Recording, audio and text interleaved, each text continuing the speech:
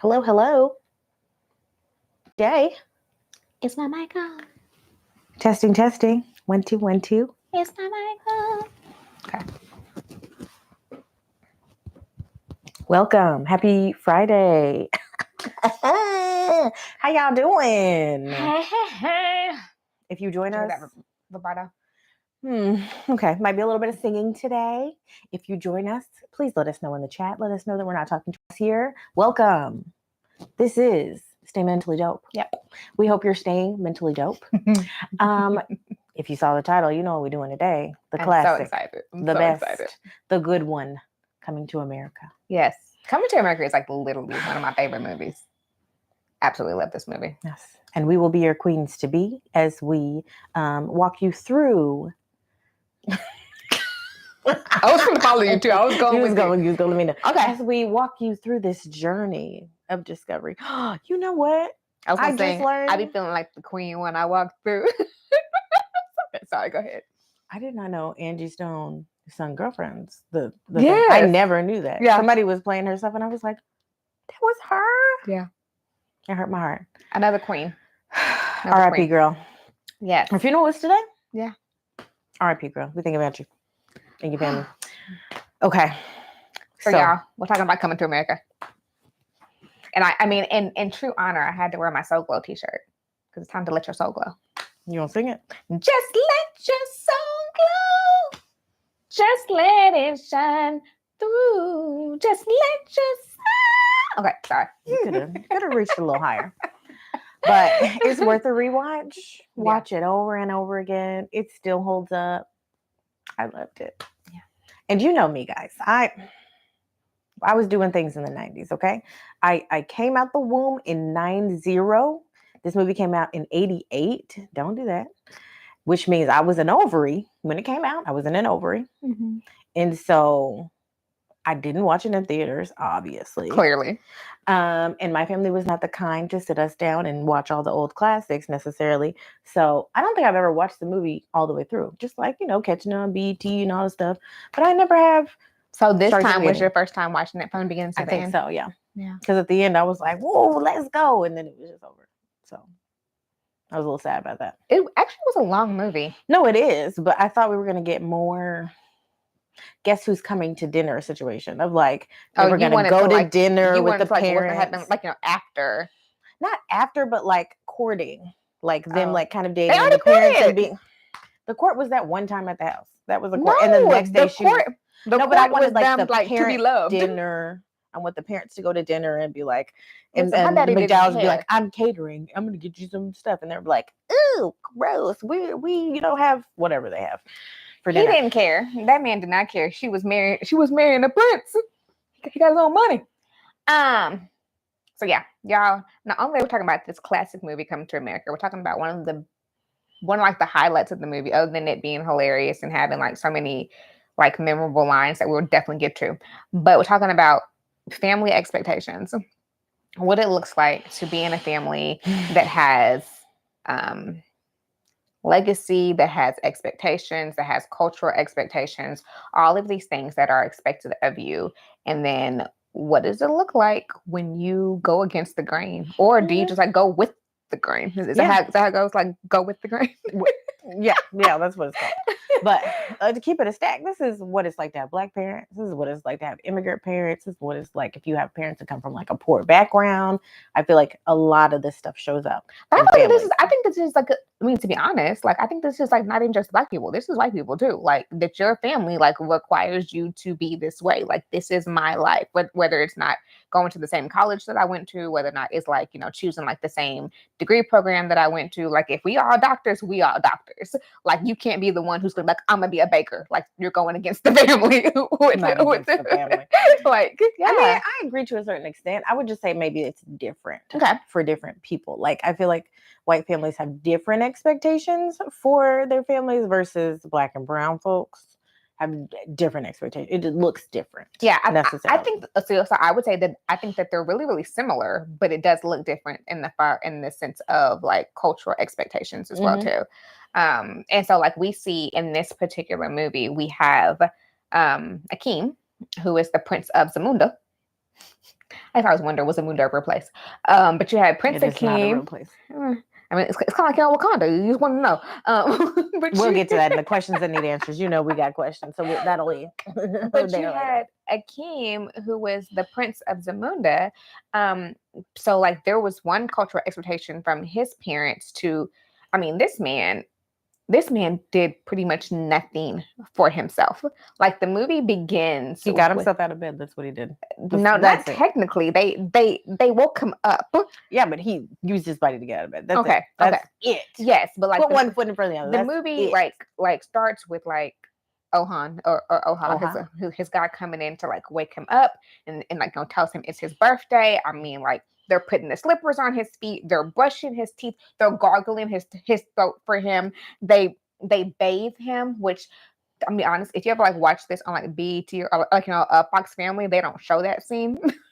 Well, no, it was rated R just because of that scene. I feel like there's nothing else that's rated R. It's just the women are topless. But yeah, so like they're bathing him, they're gargling. Like the fact that he said that someone wipes his butt for him when he uses the bathroom, I was just like, that's a bit much. But I guess like this whole thing that ain't never gonna be okay with me, because how you know how it feel to be like, how you know it's really clean? I know that because I can feel it. You can't feel it anyway. It's another thing. He said that when the wipe is clean, he thinks he's done. I have no idea. That's a whole different subject. He cannot walk unless there's like rose petals. Like he has never tied his own shoe before. Like there's just so many things that at some point, I don't think he's ever left the palace. It kind of made it seem like he's just not even left. Possibly. Reminds me of like Princess Jasmine, that she had never left the palace walls in Aladdin. Mm-hmm. And then she stuck out and found homeboy. Yeah. And anyway, continue. Lottie.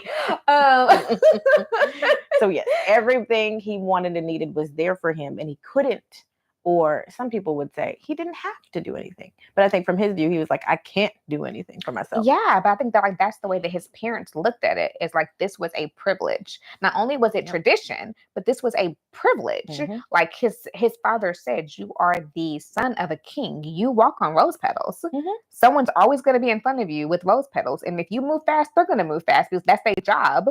Rose bearer. Like that was their thing. They also had like weird traditions, or weird to me. I don't want to judge, but like weird of like these aren't real people, just so you know. I mean, but that could actually be someone's cultural tradition. Okay. I was just to sit at a table with like 70 seats, and like you sit on the head here and I sit on the head here, and we use an intercom to talk because you can't get up and come talk to me. And they're like, he's getting up. Yeah. And then like I had the question, and like maybe this is a question that needs answers, but like when he went down to talk to his parents, his dad said, you've grown a mustache. And his mom said, it's been a year. Has it been a year since I've been like this close to your face? I don't know. I don't think that's what they're trying to say. But so it was like his life was like really, really routine. There were certain things I felt like he had gotten used to, certain things that he didn't always like, but he felt like, hey, like, no, this is my life. This is how it goes. I mean, he didn't really have a choice. Yeah. But until his parents told him, on your 21st birthday, you're gonna be in an arranged marriage, and he's like, that's not really what I want. Mm-hmm. And you also seen like not only his parents, but even his best friend was like, I don't get it. Like, why would you not? They're gonna find you the best person in the whole like city, country, wherever they're at. Zamunda. Yeah, they're the whole Zamunda. The whole Zamunda. They probably went farther than that, but to find you the best person. This person is being raised to your liking. She's going to be beautiful. She's going to do whatever you like. Like, why aren't you happy? And he's like, I'm not stimulated. I'm not mentally stimulated. And I need someone to actually feel mentally stimulated. I mean, it's more than the stimulation. Like, he just had no autonomy over his life. He couldn't make decisions. He couldn't choose for himself. You have to be with someone for the rest of your life. You should get the choice of if you like them or not, right? Like, that feels important. But at least for him, it was. Yeah, but even to tell his parents were like, we grow to like each other. And I thought that's why it's like that happens in a lot of different cultures, like especially ones that have arranged marriages. Still happen. Yeah. They're like, you grow to at least like don't tolerate them, or you won't. But you're doing this for the greater good of like sustainability, like whatever. Yeah. But even for a lot of arranged marriages, they have like a meeting time where people get to see like, is this going to be a good fit? Are we going to like them? It may not be long and extensive dating like we do here culturally, but it's usually like, what's the connection here, right? It may be to build a connection. It may not necessarily be to see if there's a connection because it's going to happen anyway. But they didn't even have that. Like the day So I he guess was meeting this person was the yeah. day he was marrying this So I person. guess that they were saying that that didn't need to happen because this person was groomed to him. So which to me is also like very, very sexist, but this person was groomed to him. He knew nothing about her, but she knew everything about him. Kinda, because to me that kind of sort of bothered me. Now it'd been different if he would have said, what's your favorite food? And she would have named his. He'd be like, yeah, me too. But she said, whatever you like. Like, no, I need you to like actually like no. Like not like no, what do I like? But okay, fine. Whatever you like. Anyway, so we could tell he was going through a little bit. Like that is the reason why he was like, halt, done. We're not getting married and I got to do something. And so if we can talk about the conversation between him and his father during the wedding, the meeting, whatever, the issue was, you can tell his parents really wanted him to be happy, but his parents also weren't listening to him. No. And I think that was the hard part. He was like, hey, you want me to be happy. This is what I need to be happy. And his parents were like, oh, you need to go sell your royal oats. Go do that. And he was like, that's not what I'm saying, but whatever. I'll go if you need me to go because you're not listening to me. And so like they were missing each other. Yeah, he had his own agenda, but he knew he wasn't being listened to. And that's kind of like what the dad said, that his dad was like, okay, where you're going to go have sex with people in America. Best of luck, son. Go off and have fun. Well, he said, I already sleep with my bathers. Like I assumed you did too, which also tells me y'all ain't talking about nothing. You don't know what's going on. Yeah. It's a big house. Everybody's separate. Probably even him and the wife. Yes. So I think, for this, it's a movie, but for some people, like parents having really strict and rigid expectations really can affect somebody's mental health in the way that they just interact with life in the world. Like it's very stressful to have parents. And I feel like you probably have the same experience. When I see a lot of teens, and that could be like adult teens, 19, whatever. I actually meant teeny as in size. And I was like, girl, what you talking about? I don't know why I say that. But like teen-ish people, when I see them, a lot of times the stuff that we're talking about are like, my parent really wants this and we're conflicting. Like we're clashing about this because this is their value and this is not necessarily my value. Or this is not my generation's value. Yeah. And that doesn't go together. Yeah. And something that I tell parents a lot of times is that even when there's like not like actual verbal, like this is my expectation of you, sometimes kids can still sense that based on perception. If I say definitely can. What we're talking about, kids learn from seeing more than they learn from you telling them what to do. Yes. So what you give your attention to is what they're going to do. Yeah. Which I know that's what you're saying. Yeah. So it's like the idea that if I say that I want to play soccer and you're like, that's cool. But if I say I want to play football and you're like, oh, I'm going to all the games. I'm going to gravitate towards the one that is going to, because like, yeah, that affects my mental health when I constantly see that you're not as enthused, you don't really care as much, like, or the things that I do, like certain things get more attention than other things. And then it becomes an expectation of like, this is what I have to do in order to gain like your love and attention sometimes. Yeah. And we talk about attachment here a lot.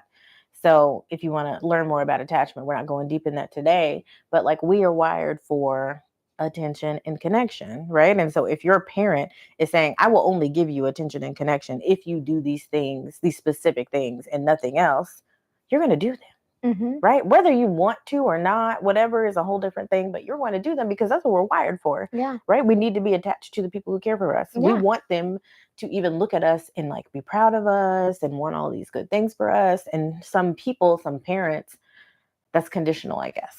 Yeah. Or I think that even if they don't realize how conditional it is. When it's not always intentional. I think mostly it's not necessarily intentional. Yeah. Because I think that you see that when sometimes of like even like career choices of like things that people choose or like businesses that people go into because like the family will be like, oh, you want to do that? Okay. Black people good about that too. Let you tell a Black person an idea and it's out of the box or something that's not the norm. They'll be like, you want to do what? Oh, okay. Couldn't be me. That don't even sound like that's safe. Like who you gonna be working with? Like okay. Yes.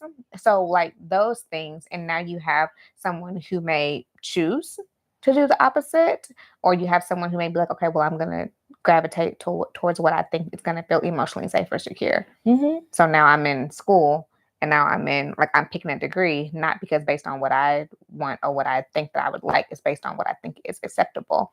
And then we see like how that affects mental health, because you're not actually doing things that you enjoy. You're doing things for acceptance. Mm-hmm. Mm-hmm. And I feel like we see this a lot in like careers, the careers that people choose, the things people do for work. I know this is a big The thing with, spouses that people choose.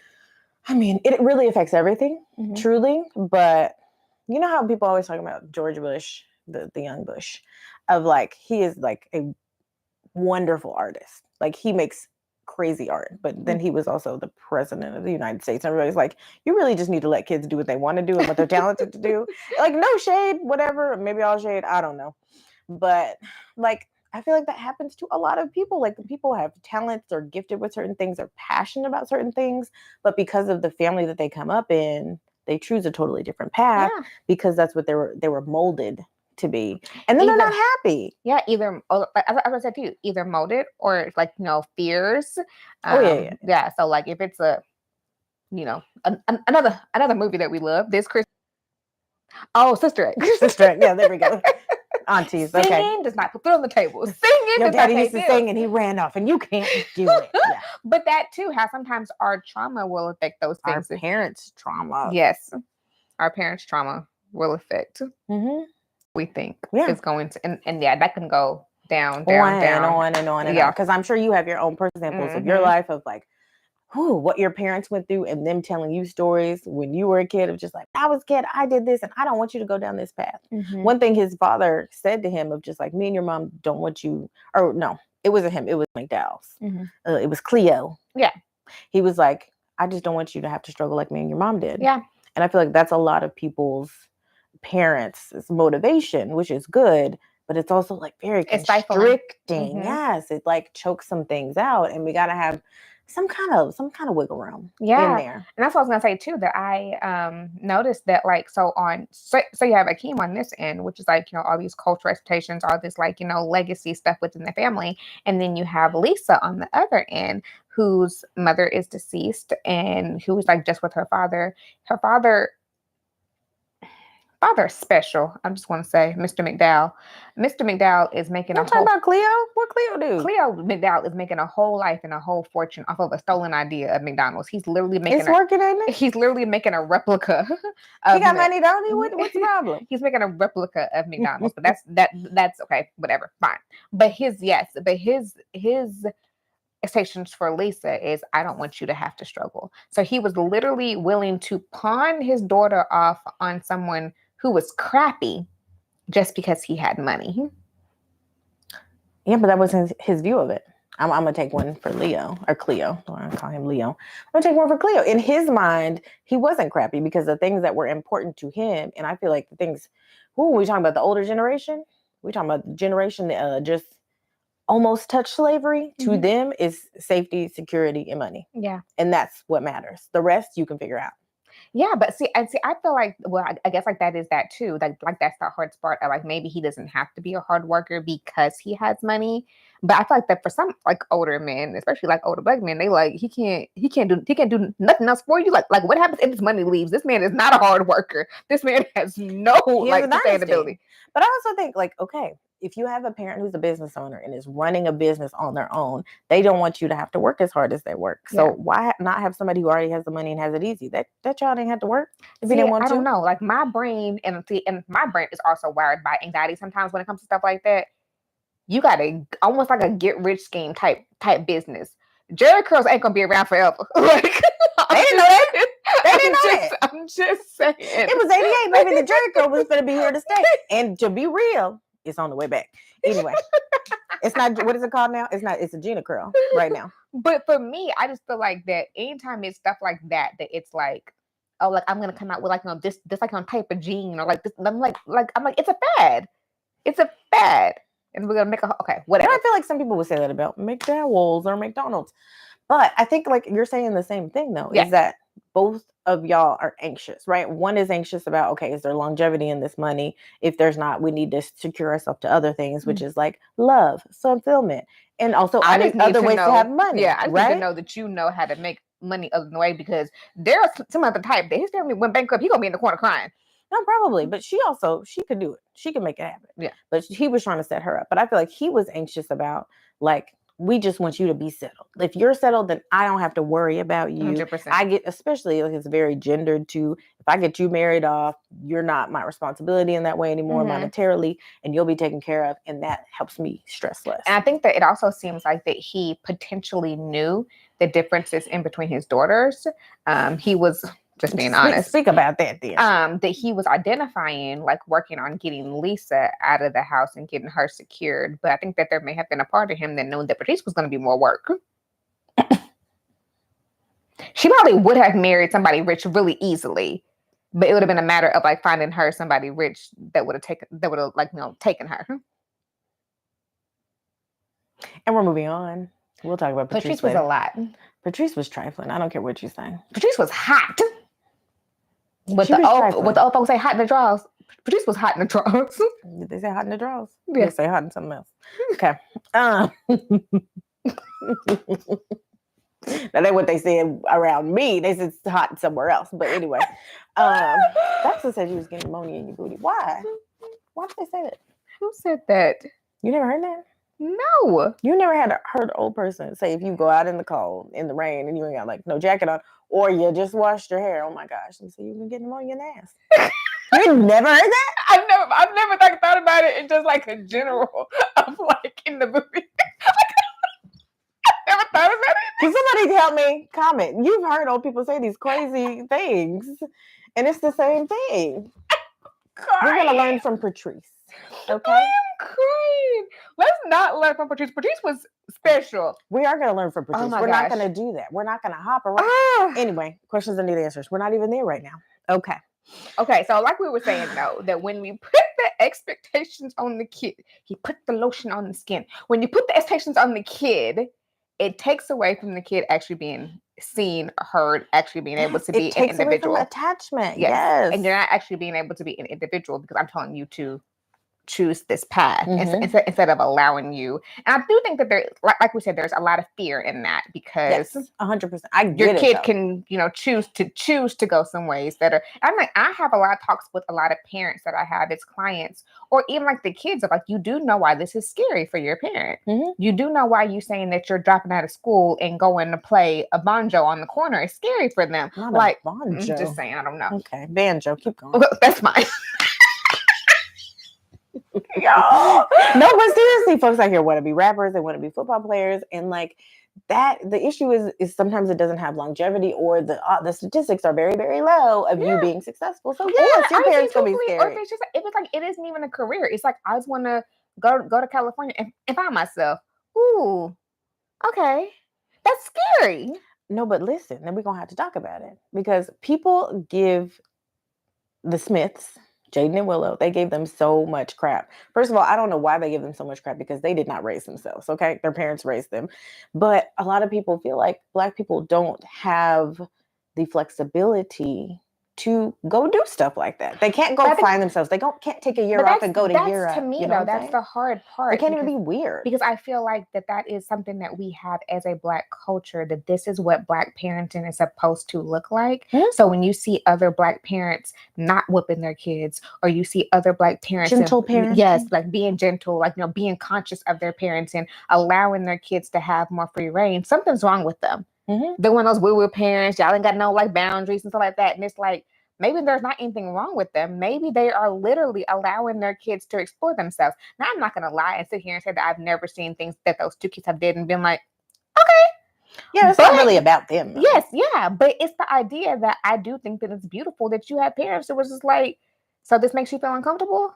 And I understand because I remember like Will saying at one point, another tangent, but Will saying at one point that Jaden was like, I don't want to be an actor no more. And he was like, dude, we done signed contracts. Right. Like you got deals. It's too late, baby. What are you talking about? But he was crying and he was like, I don't want to do it. And I was like, I have to let him step back. And I get that. There is a part of me that would be like, nope, you signed up. Nope, we making money. Like all these things. But if my child is like, this ain't what I want, I really want to force something else. do you step back and be like, all right, like Mhm. let me let them figure out their life and figure out what they want to do. Right. But I think that Black families, especially in the past, have not had the luxury to do that. You need your kids to turn out well, safe, be Yeah, able to support there's themselves. security So in that there's not a lot of flexibility there. Yeah, you can do that little art thing, you can do that little on the rap side. thing. Yeah, you can do hobbies all you want, but what we're gonna do is make sure we do something that makes money. Yeah. This is why the immigrant parents, they want their kids to be engineers, they want them to be doctors, they want them to be all of these things because there's security in that. Yeah. Because of their own anxieties, because their own experiences. I get that. And I can admit too, even for myself, of like own personal anxieties because of the anxieties and pressures that are put on from generations and parents of like me like judging other people for those same decisions. Like I remember like being in high school and like I think it was a valedictorian, like went like backpacking for like a year or two after school. And I was like, what is she doing? Because that's just like not the norm. I remember having one of my best friends, one of the smartest guys that I knew, like had like full ride scholarships. And he called me one day freshman year and was like, I don't do this anymore. I want to be a rapper. And I was just like, what? Like you're in school for free right now. Mm-hmm. And he was like, yeah, but I don't want to do this anymore. I really think that I can make it. And I was just like, and I was pissed. But I also feel like that's also like our upbringing too, because Yeah, I would be too scared to tell my parents who I know saved money when it was difficult. Mama had 2-3 jobs for me to go to college, and then for me to be like, nah, I'm good. I want to be a dancer. Ain't no way that was gonna come out of my mouth. But I'm also like the oldest child, all that stuff. Yeah. But a lot of people, even if your parents never said that, they feel that pressure of like, Yes. I'm looking at how hard they have to work. I'm looking for all they sacrificed to get me here. And then we get there and we're like, I can't do what I want to do, actually. I can't. Like, I want to, but I can't because there's too much risk involved. I could disappoint these people or not pay them back for all they've done, like whether that's logical or not, whatever. But there's like internal pressure. It's not always external, for sure. Yeah. So that's I think that goes into like what It's a lot here. Yeah, I feel it in my chest. I'm like, definitely felt it in my chest. I'm like how heavy this that gets so feels, emotional. Yeah, and like like how that prevents and blocks people from being able to explore themselves, be themselves, and just like figure out life without these expectations. But there's like so much risk in that. There's so much risk in the choice. There's so much risk in the potential abandonment of what this looks like. And we see this, bringing it back to the movie, but we see this in the movie that Akeem does that when he goes to New York. He does break away, but like he does it in like like his parents didn't actually know what he was doing. They thought they didn't listen, like Jasmine said. So therefore, like he was going to sort his oats. He was gonna go have fun. He can come back in 40 days and the wedding work like reconvene. No, it wasn't an option though. It was like, we're still having the wedding in this amount of time, so do what you got to do, but be back here by this date. Yeah, but Akeem knew. He went against the grain completely to the fact that he knew he was going to make his dad mad. You literally went completely against this person who had everybody take care of him. You moved to Queens. You go to the worst. I mean, Queens is just Queens, but like he went it's like a terrible building. Didn't know. He said, "Where can we find a queen for the king?" I know, but he also said take me to the most common part. Like he wanted to go to like. Yeah, that did bother me a little bit. He was like, "Is this poor?" And I was like, "Can we stop? Can we stop? Is your apartment poor?" It was so terrible. When that man said that there was one bathroom for the entire floor, I was like, "Okay, yeah, too much." How come we can't do this like in like a regular neighborhood? I don't know. That's just me. I couldn't handle it. But so he moves there. He goes on the quest to find a queen. So he knows that you're finding a queen in America. You're going to make your parents mad. He knows it. Like he knew that this was going to blow up. Maybe, but he was just hoping that he would have found what he wanted and that it would have been okay in the end. And I mean, he even said that he was like willing to let it all go. He was willing to not be like not deal with it. Right. And I feel like that happens when you get to a certain point with your family, when you're telling them, this is what I want, this is what I need, this is what's important to me for like my growth and development, and they don't listen to you for the like 1,000th time. At some point, you're going to be like, forget it. I don't care. I'm going to do my own thing. It's going to look like this. I don't care what the consequences would be. Yeah. Many times people's like, I don't need to be a queen. You want me to drop it? Mhm. I'll drop it. Let me put it down because I don't care. Which I think is like a hard thing that we see for a lot of other people when they're like, oh, well, I'm scared that my parents are saying that they're going to cut me off. I'm not going to be like, like, I'm not going to have money anymore. I won't have family. Where am I going on Christmas? Like all these things, like, I don't want to do that. So therefore I'm just going to stay and I'll do whatever you guys like. And he was like, I'm willing to risk it. Yeah. And I get why people do that. Like, I get why people do, like we were talking about before, it goes through the safe path. Understood. I get it. Because there's so many consequences to not doing it. Like, you not having connection and access to your family is a huge consequence, right? Yeah. Like, and a lot of people, it's not worth it. Yeah. You love these people. They love you. They want good for you. It may look harsh, but they do. Yeah.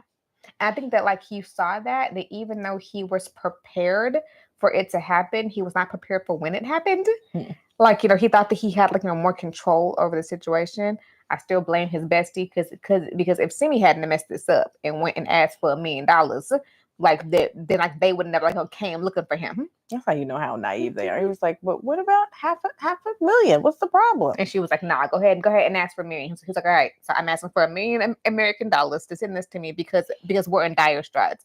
Now, if my son had told me that he lost $1 million in 40 days, I think that, like, you know, I'd be alerted too of like, I need to come. Been 40 days. Yeah, that's the problem, right? So Akeem thought that he still had time, and then I know where he brings Lisa back to the house and he sees rose petals and he's like, "Oh man, it done blew up.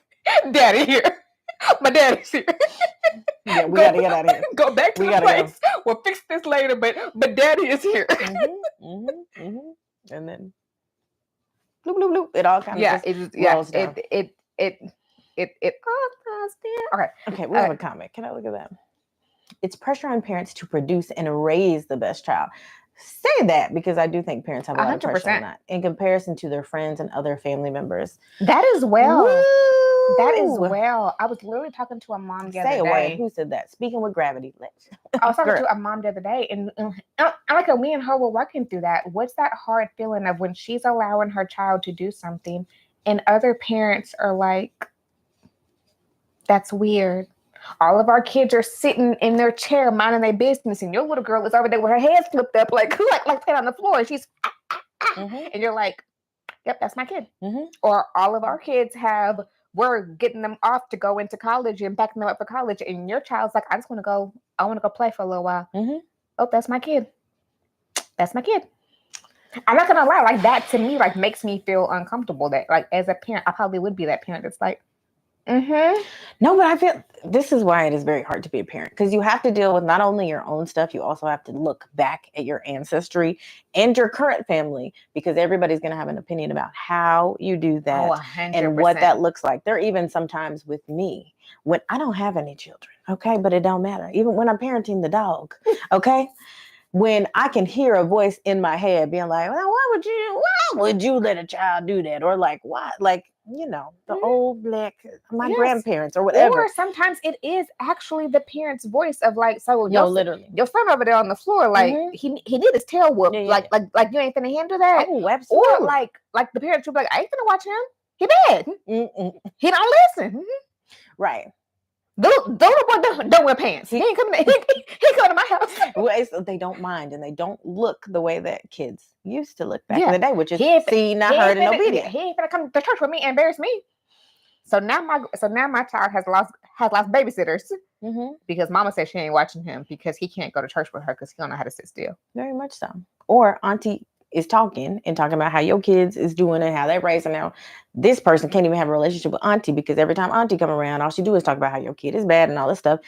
Even though you're gentle parenting and you're trying to do something different than the way you were done, and you get all this negativity towards you, like that's a lot of reason not to change. Or to feel like that you can possibly do something wrong. Yeah, or just to be ostracized from your family again. Because I mean, to me, there's also like that pressure too. As a parent, you're a new parent. Sometimes you don't always know. So like, if I'm trying something, like support me, but people are like, don't do that. I didn't raise kids before. Feed them this. Put them do this too. I'm like, I want to do that. Yeah. Or some people do know. They have a vision for what they want their parenting to be because they want it to be the opposite of something they experienced on purpose. right? Like maybe you didn't like getting spanked when you were a child. You were like, we're just not doing that over here. There was not enough talking. There was not enough 100%. this, and they wanted to look 100%. different, and people don't get that. Oh, 100%. 100%. I know you relate. I'm just, there's a lot to it, and it's more than just one little layer Yeah. of like parents are anxious. It's also like the way that we were raised and the way that our family thinks that Black parents should be and allow our children to be in public, which is a whole nother thing. Did you remember that during the protests when that mama yanked that boy up during George Floyd? Like it was the whole thing. It was this Black teenager guy, and he was doing something, I think, technically illegal. Like he was, I don't know that he was rioting, but like a part of the protest, and he did something, and like somebody caught on video that mom like yanked him up and like basically like fought him a little bit and tried to get him together, and everybody was applauding that, which I'm not even saying good or bad, but I think that like we as Black people are used to that kind of treatment, and we can justify it because of the things that we've been through. Of just like, I don't want you to die, so I'm gonna beat you up here. But I think so that you also don't do there it. is also a level of knowing. So I was raised by a military father, and had been in the military for like 20 plus years.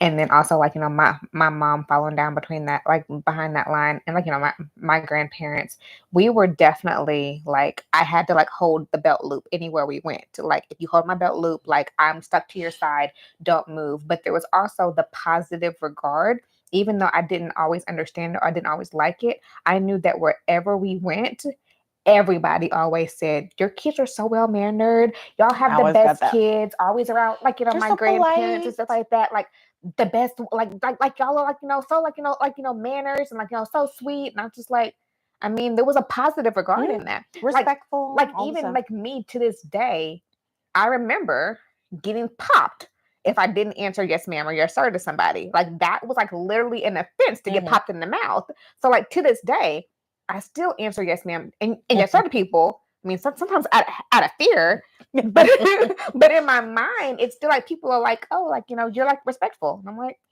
am I?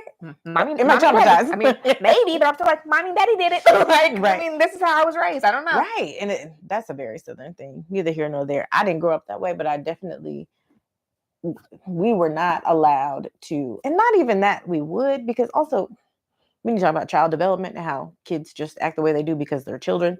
But like going out in public and doing something wrong, maybe I always got the pinch on the side right here. Oh, mine was under the armpit. No matter. First of all, if it got real bad, they just grab them for anything they can grab. But usually it's the pinch and it's real firm, and that stopped me from doing anything. But that also like affects people of like the way that I behave in public. I'm gonna get either towed up in a car, yelled at, consequences, whatever, or literally somebody's gonna snatch me up in public because of the way that I am perceived in public. Yeah, that's a lot. That's a lot to put on. But that's a lot to put on Black children. And it's not even just about embarrassment, too. Like, we know why this happens. Go ahead, just everything goes back to slavery. Put a little thing, go roll across the thing, because we have to behave in certain ways in public, or people will not be here. They will die. Yeah. So like it's heavier than that, but also if we can release that, let's try. Yeah, because it's not good for us. Which is hard because I mean because like there is an element that has not changed. Yes, definitely. So, but it is different than it was even when our parents were around. And so if you can allow yourself to feel better about that and let your child explore, because again, if you want, I say this over and over, if you want an independent child, one that can handle what's going on with them, support themselves, all those things, they need good attachment. And they cannot have good attachment if you're not listening to them, or if you're making them or traumatizing them or making them do something that is not good for their soul. I'm not saying like no consequences or like make your kid eat your vegetables, like whatever. But if they're telling you something they need to be okay and happy and you're not ever listening to that, that's going to impact attachment. And they're not going to get to be independent. 100%. You're welcome. That's my monologue. I love it. So help us out. Do we have any tips? How do people deal with this? Because I feel like it's common for everybody. I think that you already touched on, though, one of the biggest things to do with it is listen. It's actually having open conversations. Active listening to me is like actually having open conversations, actually actively listening to the other person and being able to listen without making it about you. which I thought that's just that right there is the hard part. That your kid will say, "Well, I want to do this." Well, I'm a bad parent. Yeah. Well, clearly I didn't do enough for you, so clearly you're not grateful for what I did to you. Like, I just asked After you everything I done, you gonna thank me, you gonna whatever all by doing this. But also, it's not about you, because our parents forget that they had to go do their own thing at one point, and they had to possibly disappoint someone to fulfill themselves. Yeah. And like that don't always register. And I do love that in this movie you saw that where King Joffrey was even like, still being upset. He was irritated when he found out what Hakeem had been doing and like what was going on. The wife stepped up, and you can tell that like she's not always like stepping up, but she was like, "Hey, What's her name? put sock in it, Aoli. Put a sock in it. The boys in love. Like, shut up. Our son's happy."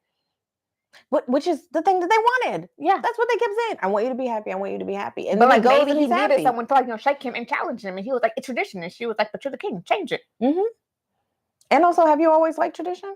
Yeah. Like, to put yourself in their shoes of just like, have you always liked all of the demands you've had or not? Which I think it's like sometimes that like we need those talks of like what can be shifted, what can't be shifted, what is the underlying factors to our motivations, to our fears, to our anxieties, and like how much of that is okay. Like, can you like let some of that go so that your child can be them? You gotta do your own work. Yeah. Ain't no way to do this well and not do your own work as a parent.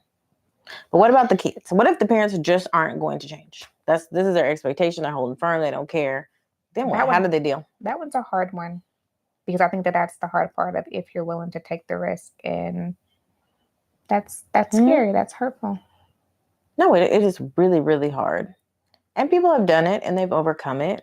I think my biggest tip for that is find your support people, right? Like, even if it's not family, you might have an auntie that supports you. You might have an uncle. You might have like distant family. You might have friends in the who can hold this with you. Just like, my parents don't understand, but this is what I'm working on.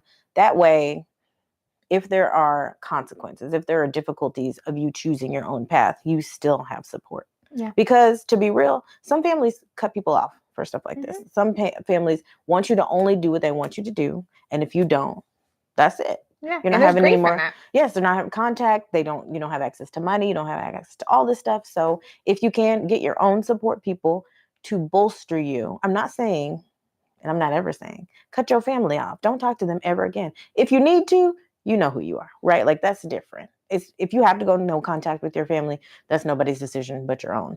But if you have an additional support system, that will help you at least not feel so alone. Yeah. Yeah.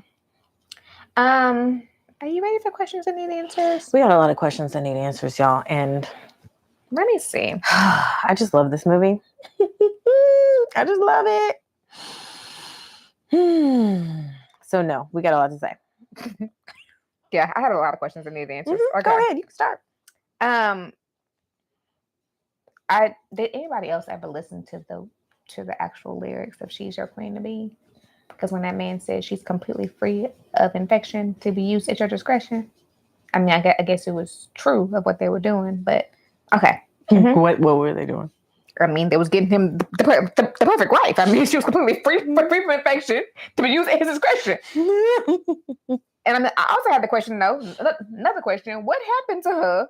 I mean, I guess that probably did happen in coming to America, but like, what happened to her when he didn't marry her? I just spent my whole life being groomed like, for you. Yeah, I'd have been groomed for Parents you. were promised, and then you told me that probably already paid the dowry or whatever, and here we are. Best of luck. So now I gotta go find somebody else. But I've been groomed for you. I'm gonna fight you. But go ahead. And shame to her parents too, because now what's she gonna do? Now your daughter unhappy anyway. Is it not weird having people watch you sleep? You think they was watching him sleep the whole time, or just when it was about to get up and they just? I would think that they probably actually were watching him sleep, because I could believe them. Like, what if he had a nightmare? Hold on, the prince is awake. Prince, what do you need? Leave me alone. What is that? That's too much. You in my face. My other question was, why was everybody barefoot? Oh, like the Rose Bears and stuff like that. Nobody had shoes on. No, remember, they don't wear shoes in Africa. That was a question that I had. They brought out Prince Hakeem 4 boots to choose from, but they were all the same boot. And everybody else was barefoot. Only the king could get shoes. The armed guards had boots on. I don't know. Anyway, Sam, don't I know. got questions. Just, this is also the problem here. The way that we portray Africa and Africa countries, real or fictional, is why people think. That's why Tiffany Haddish, whatever she said the other day, talking about Africa, is like, wow, they got electricity out here. This is why we feel how we feel. And that's not our fault all the time. Because that man had pet elephants walking around. By name. Hey, Chauncey, what? Not Chauncey. I don't know what he said, but it was too late.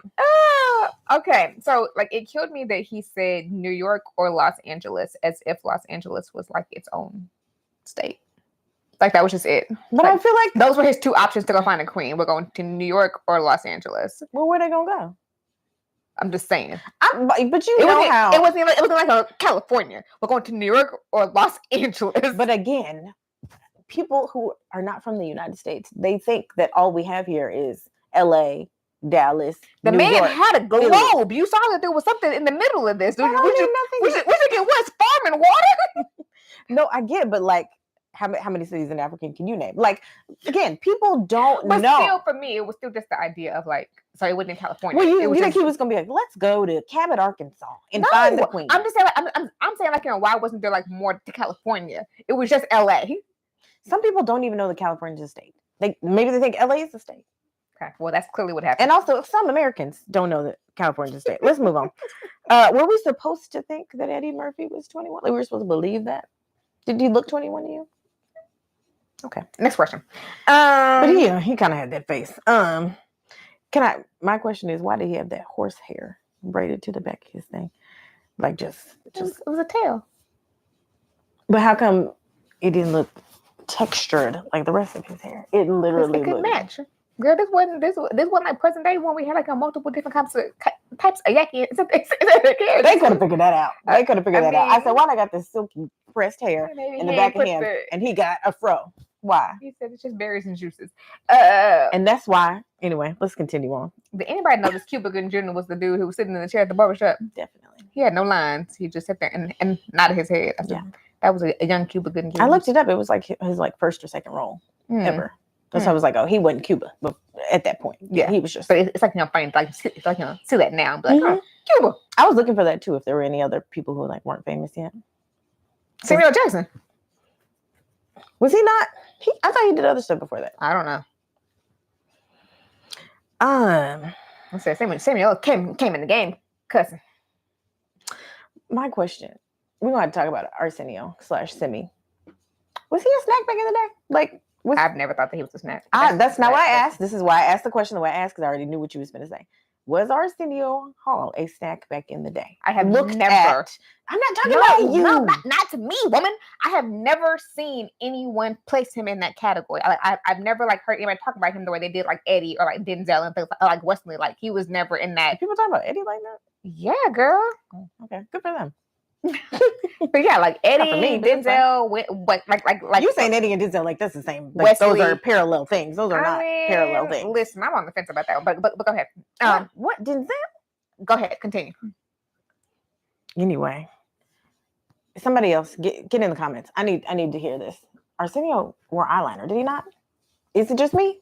No, that man had on eyeliner. He had to have on eyeliner. It's just so strange because nobody else had on eyeliner. But you gonna have eyeliner on, babe. Everybody. But I feel like that if you ever watch clips of his show, I think that he used to wear eyeliner in general. I don't know that. Set it off. That's beautiful. But it didn't seem appropriate for what we were doing right now. Question: the Black Awareness Pageant. What were we trying to be aware of? What were we promoting awareness for? Women's booties, because that man called God the Hugh Hefner on high. The Hugh Hefner on high. That's what we're gonna refer to the Lord as. He helped Gillian get off the island. So did we just do that scene so we could hear Eddie Murphy sing? Was that the only reason? I didn't understand why that was even happening. Children of future. Thank you.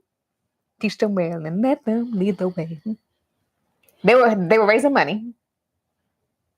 I know it smelled crazy. Black Awareness Week. It smelled crazy in there. It smelled like Jerry Curl. Because it smelled like Jerry Curl juice. Half the people had Jerry Curls. It was just wet and smelly. And I didn't where the food came from, because the dude who was sitting there eating the he was the only person who had food. He had this plate of chicken that he was eating. No, I don't remember that. And then because when they passed around the opera bucket, he put his chicken out the opera bucket. He was like, I thought it was trash. Sorry. We're doing too much. We're doing too much. Go ahead. I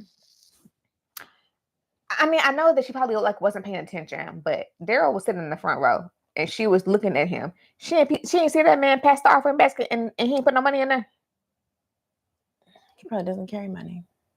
But then she asked him later on if he was the one who put all the money in the basket. And what he said? He was like, anything for the kids. I love the kids. Okay, creep. Truly, what was the budget for this movie? Because I feel like it was a lot.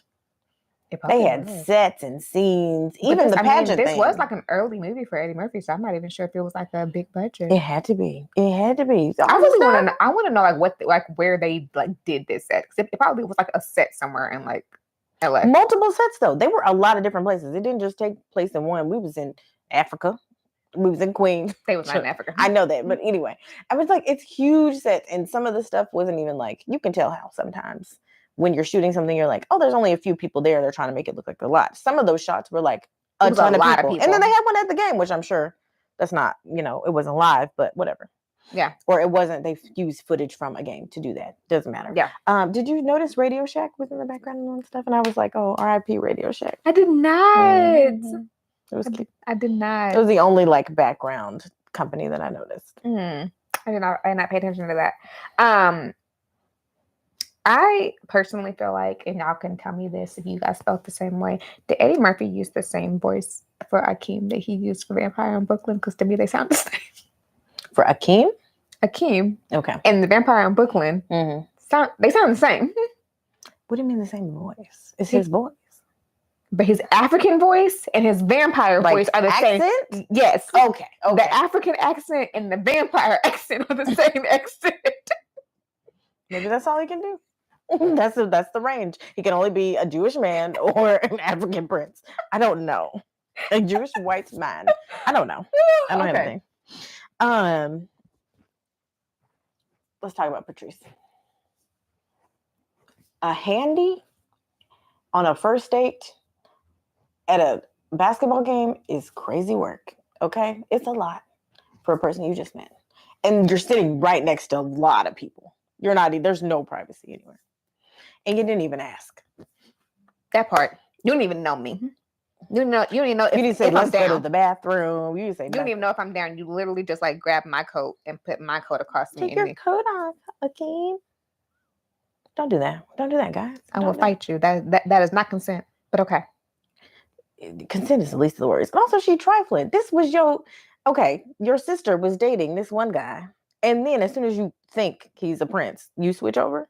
Not to mention, that's not sisterly. Not to mention, because we don't know how long Daryl and Lisa have been together. And then at the end of the movie, she tries to get Daryl. Come on, and it's wet outside. God dog it, Patrice. What's going on with you? There's men everywhere. You got a hug. Do you need a hug? Your daddy right there. What's going on? Something was not right with Patrice. I don't care what y'all say. People, we need to take therapy. Patrice, come on, baby, because what is going on here? I wondered though, like with all the stuff that they did for Akeem, like did they ever like teach him like some basic life skills, or like did he like learn on his own? Because when he said that he was gonna cook for Lisa, like when you learn to cook, who taught you to cook? You can't even tie your own shoes, but who taught you to cook? Questions. Okay, go ahead. I feel like that's it. I like the little. It really makes me want to get a little hamburger phone. That I did want to order those. I was like, I need this phone. It's so cute. But I guess they don't make a hamburger iPhone. You can get an iPhone case. That just makes me sad now, because back in the day, you used to flex on people with different kinds of phones all the time. Like I used to love the little like clear phones that came in like all the different colors. But now, like we all got the same phone. Like maybe I need to get the plug-in cases. Yeah, the plug-in. The plug-in. That's what I need to do. I bought one of those the other day from a Pop Shelf. What did it look like? It's not a hamburger. No, it's like a little purple retro looking phone. Oh, but, okay. That's really all. That's all my questions. It's. I loved it. I did. So yeah, guys, if you have any other questions or need answers, please let us know. And then also, as always, like, comment, subscribe. Follow us on this train to be mentally dope. Also follow us on socials, as we're gonna continue to post about this and about this movie in general. So and let us know if Coming to America 2 is worth doing or not. I mean, it's probably just like an extension of the first one. I think Charmaine has seen it. I haven't seen it, but like, is it worth us even talking about, or should we just Maybe watch talk it in about like general? the changes that were made that like that Akeem learned and then buck the cycles for. We'll see. Okay. Okay. Well, if nothing else, y'all, stay mentally up. Take care of yourself. I feel like doing the Harlem Shake. Why? Bye.